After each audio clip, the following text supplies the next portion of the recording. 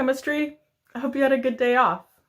What we're going to do today is we are going to practice drawing Lewis dot structures of covalent molecules like we learned to do in class together on Thursday.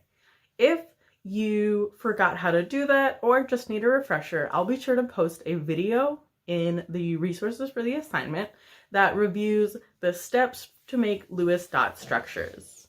So as usual, I'm going to work a couple of the problems off the assignment to help you. A helpful note is that this assignment has two parts. The first part is simple molecules. Those all have single bonds. And then the second part has molecules with multiple bonds.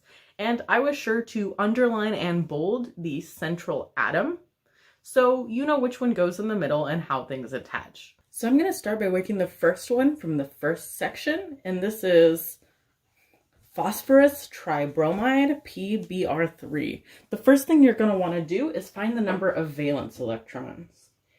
Each phosphorus has 5 valence electrons, and each bromine has 7 valence electrons, and there's 3 of them, so I'm going to multiply that number by 3. And when I solve that, that gives me 26 electrons to put in my Lewis dot structure.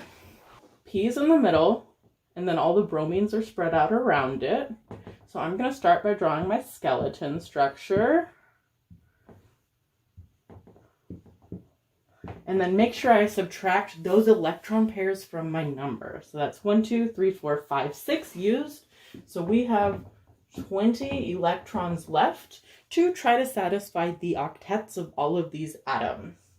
So next step is to put them around the outside atoms in pairs. So 1, 2, 3, 4, 5, 6, 7, 8, 9, 10, 11, 12, 13, 14, 15, 16, 17, 18, and that gives me 1 pair left to put on my phosphorus for 19, 20. Last thing I'm going to do is check to make sure that everything has a full octet. Bromine has 1, 2, 3, 4, 5, 6, 7, 8. Same with all the other bromines, and then our phosphorus has 1, 2, 3, 4, 5, 6, 7, 8. This is the correct Lewis structure, and you know that because everything has a full octet. The next problem I want to work is the first one from the second part of the assignment, where the structures are going to have multiple bonds. So this one is SiO2, or silicon dioxide. And the first thing we're going to do is, exactly like the last one, find the number of valence electrons we have. Each silicon has 4 valence electrons, and each oxygen has 6. There's 2 of them. So when we figure out the number of valence electrons, we should have 16 valence electrons total. The problem has silicon underlined, which means that's going to be our central atom. So my next step is going to be to draw my skeletal structure and connect everything with a single bond. So silicon's in the middle, and then it's connected to those 2 oxygens. And this structure used 1, 2, 3, 4 electrons, which means we have 12 electrons left.